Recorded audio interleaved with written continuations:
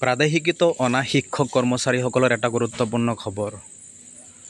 সদৌ অসম প্ৰাদেশিকত অনা শিক্ষক কৰ্মচাৰী সংস্থাৰ ফালৰ পৰা জনোৱা হৈছে যে অহা 31/8/2025 তাৰিখে সাধাৰণ সভা অনুষ্ঠিত কৰা হ'ব গুৱাহাটীত।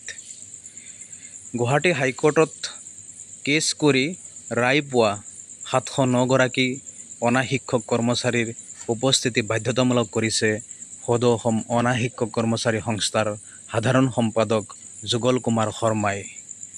অহা 31 আগষ্ট তাৰিখে গুৱাহাটীত পুনৰ কেছ কৰি ৰায় পোৱা 709 জন অনা শিক্ষক কৰ্মচাৰীৰ বাধ্যতামূলক উপস্থিতি কামনা কৰিছে। পৰৱৰ্তী সময়ত মই এই সম্পৰ্কে বিশদভাৱে জনাম। ৰাজ্যৰ শিক্ষা বিভাগৰ যিকোনো গুৰুত্বপূৰ্ণ খবৰ, নতুন খবৰ, সত্য খবৰ, প্ৰাদেশিকত টিউটৰ শিক্ষক কৰ্মচাৰী, অনা শিক্ষক কৰ্মচাৰী, অপ্ৰাদেশিকত শিক্ষক কৰ্মচাৰীসকলৰ খবৰসমূহ দি থাকিব চেষ্টা